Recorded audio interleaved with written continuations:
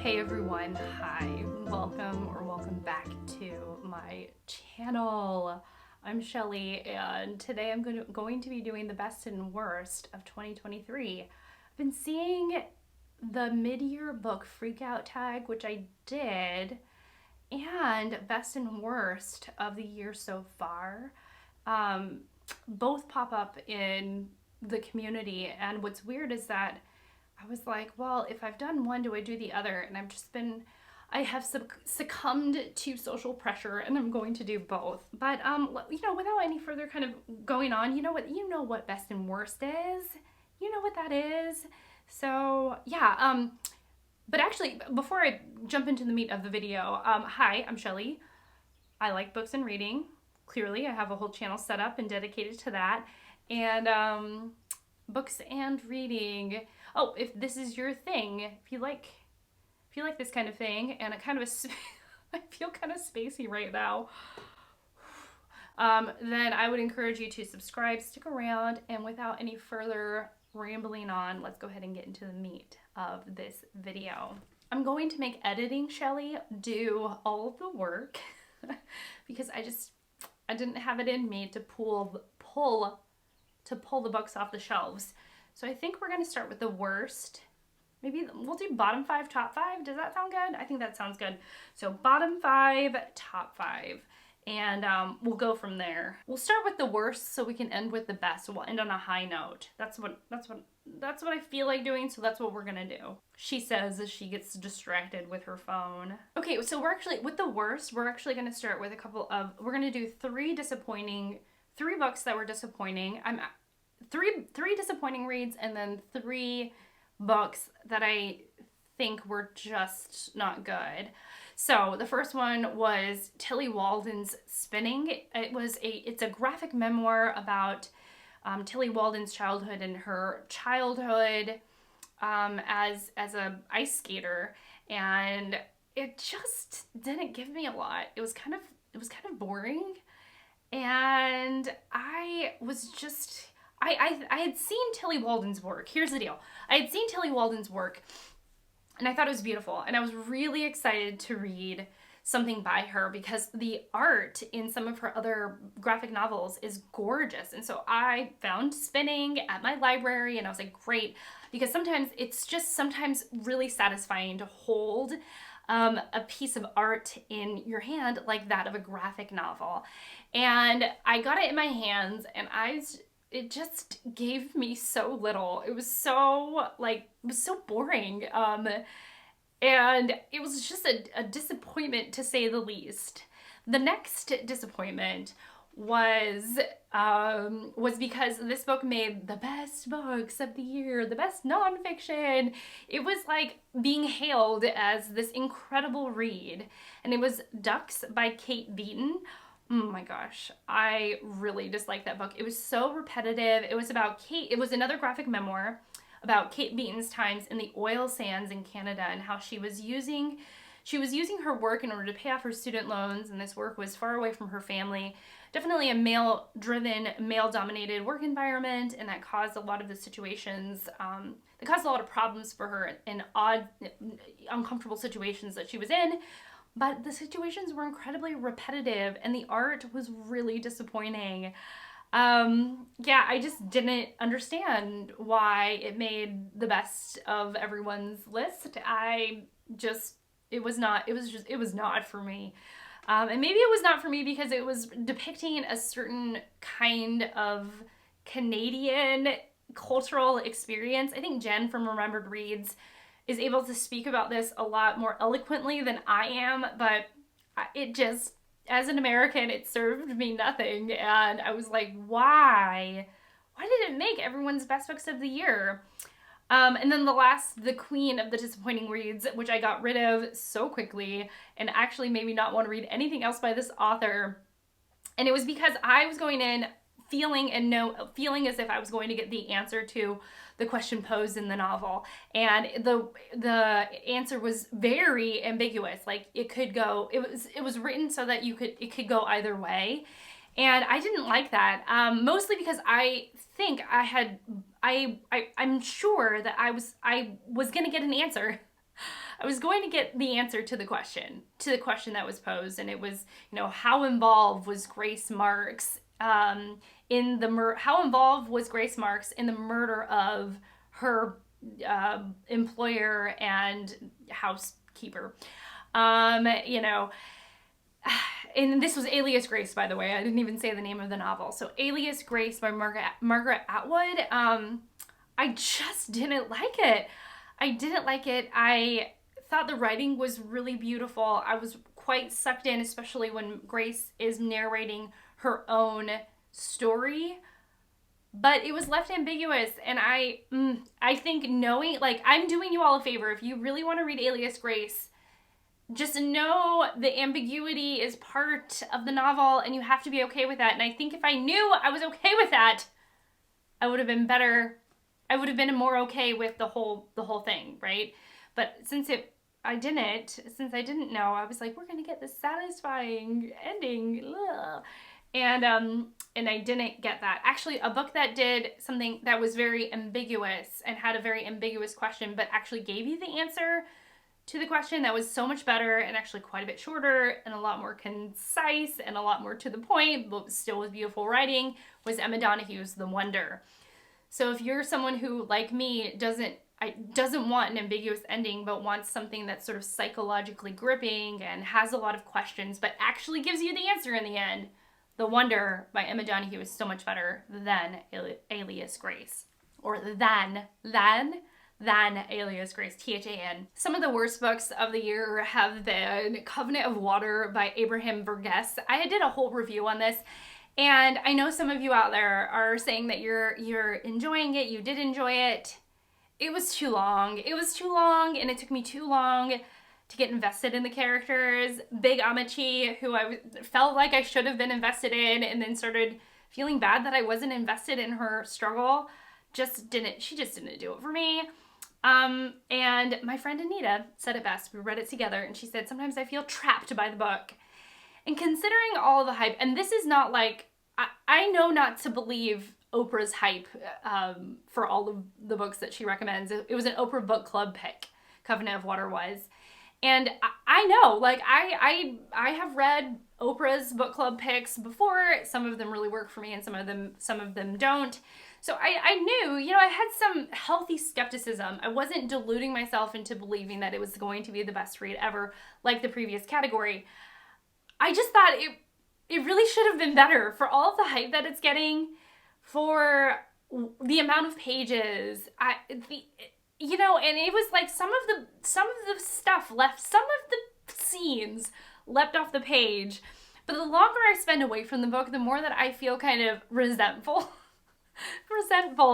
that it just wasn't it. It wasn't it. And like, some people are putting this on their Booker predictions, and I'm like, if that book makes the Booker long list, short list, or even wins, I will riot. I will riot, because it is not that good of a book. It is not. And I want to be the person out there that is the voice of reason, that is the voice of sanity, saying, look, y'all, like, I don't know what hype train you're on, but we need to get off of it, because it's just not that good. It's just not that good. Okay, I'm done. I've said my piece. The next one, I actually did follow through, and I got rid of all of the books I owned from her, because I was like, this woman's writing is not for me. Oh, yes. And it is We Were the Mulvanies. I probably should have kept this for last, because it was the most disappointing book. Not disappointing. It was the worst book. It was bad. It was a bad book, y'all. It was a bad book, okay? We Were the Mulvanies by Joyce Carol Oates. I know that she is some of y'all's favorite. I just couldn't stand that book. It was horrible. I mean, talk about a book I was mad at. It was just not good. I think what made me upset, or what upset me about it, was the fact that it was very long.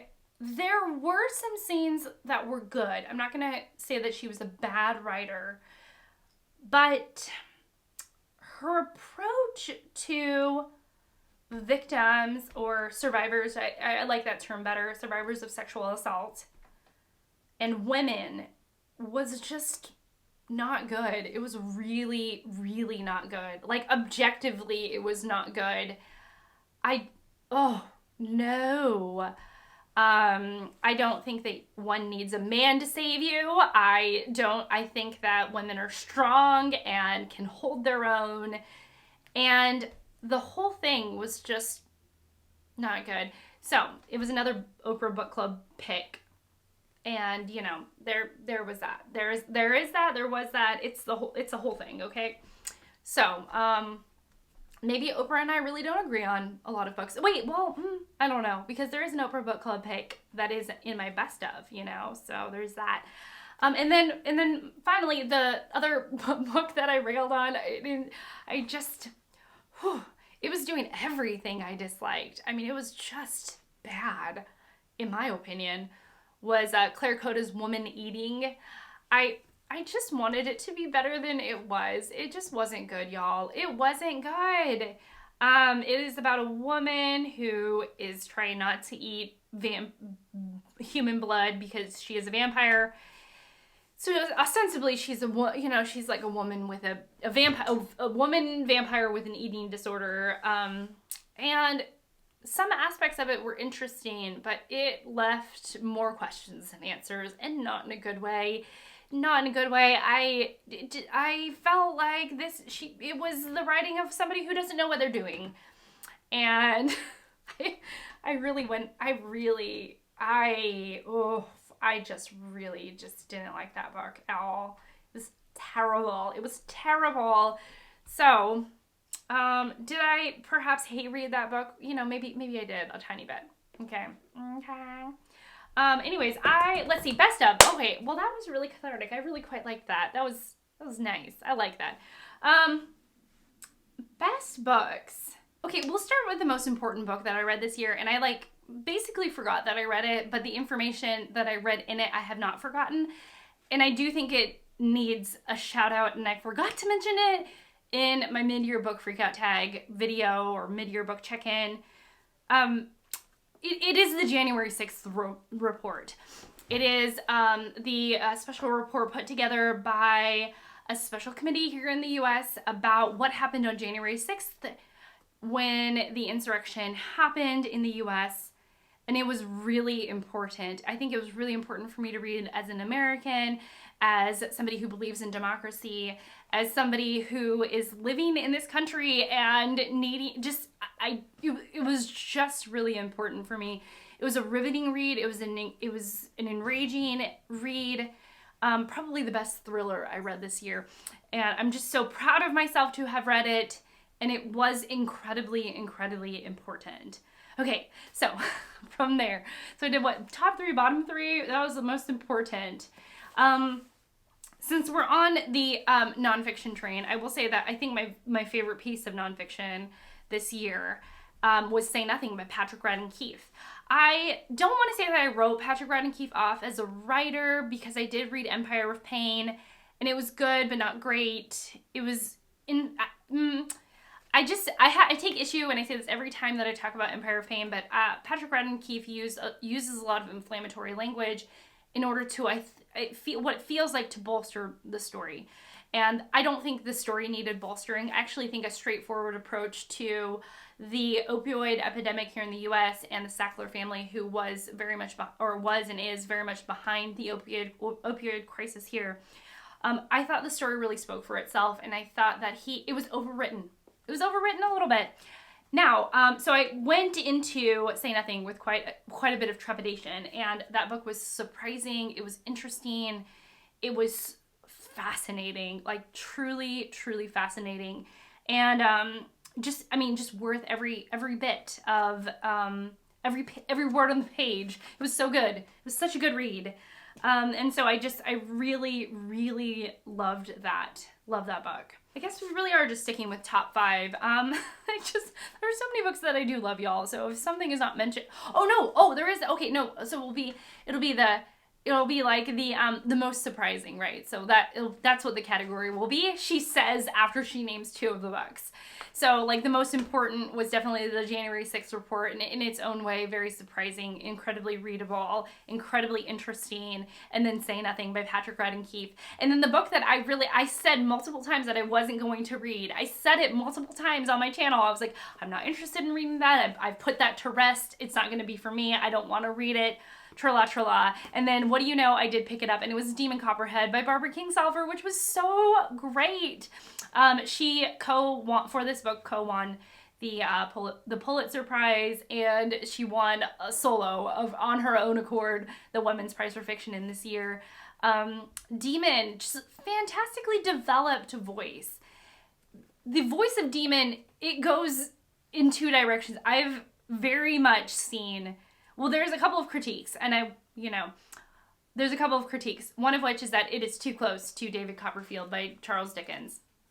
And she says that she did indeed use Charles Dickens as a masterclass in writing to help her pace the book, to help her navigate this book.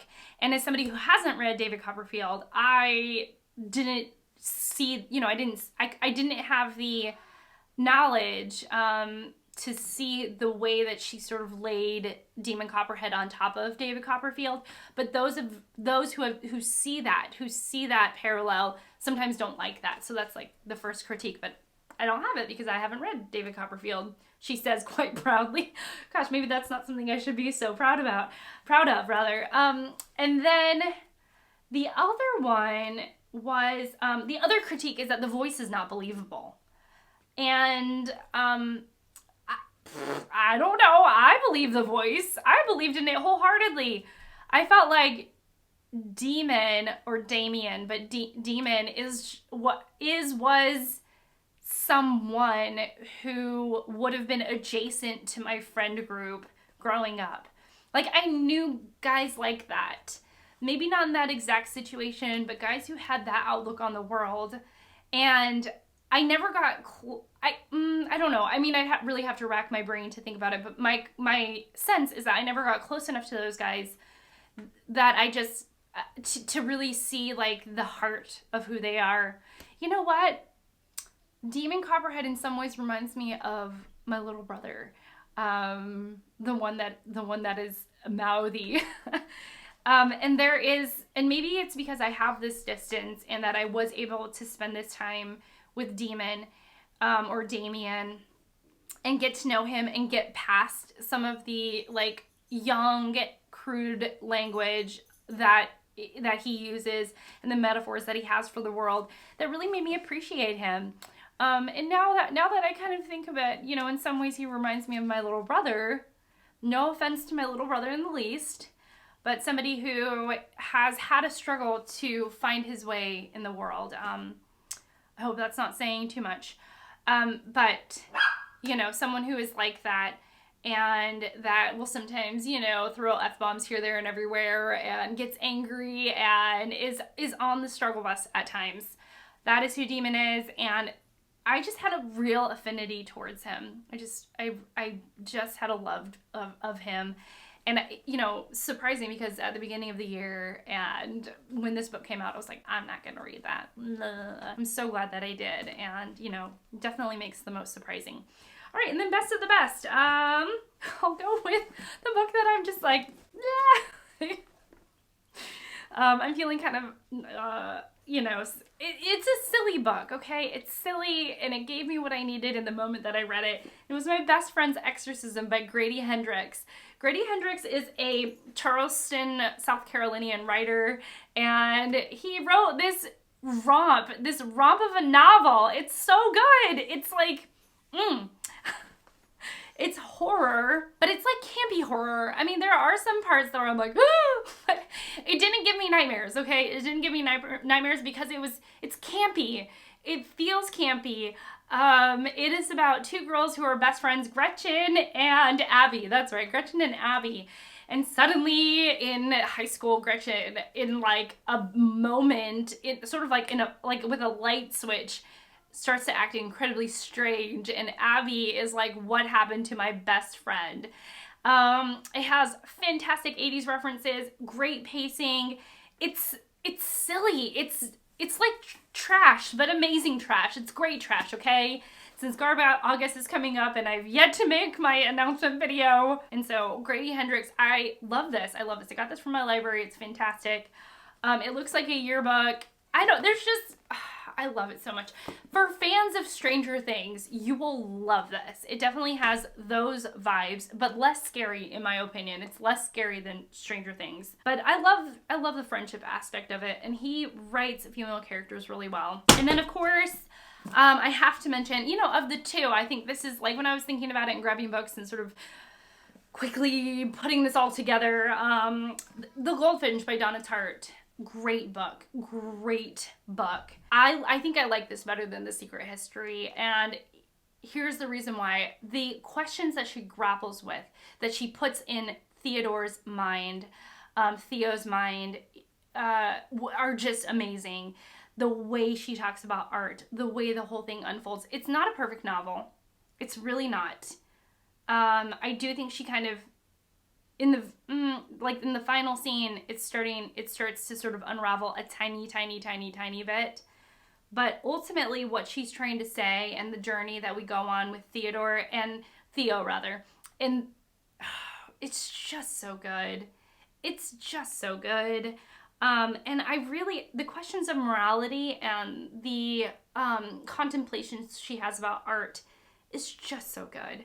I love this so much. I really, really did. It's so good. And then finally, y'all know already if you have spent any time on my channel. But my favorite book this year has been and continues to be Middlemarch by George Eliot. So good. This is definitely for those who are interested in classics, like the through line of literature, especially if you're really into the ancients. I feel like just giving this a shot, you might really, really, really, really enjoy it. I also just, it's so good. It's so good. But I also think it's for people who are interested in a very well-developed narrative voice. I think when I think back on this novel, I mean, the characters are amazing, but the narrator's voice herself is really fascinating. And, you know, she has her own personality as she's speaking over the novel. But also just, incredible. I really love this novel. I really, really love it. I think it's just beautiful. Worth your time, worth the read. It's quite a big book, but worth it in my opinion. And yeah, but like I said, this gets quite a bit of airtime on my channel. And so I'm, if you all are like, we know Shelley, we know you love Middlemarch, then I'm not saying anything, as I set this down, then I'm not saying anything new. But yeah, anyhow, best and worst for you all. Let a girl know, help a girl out. I'd really appreciate it. And yeah, that's it for me. So thank you so much for watching. Thank you so much for being here and spending this time with me. I deeply appreciate it. And I will see you all in my next one.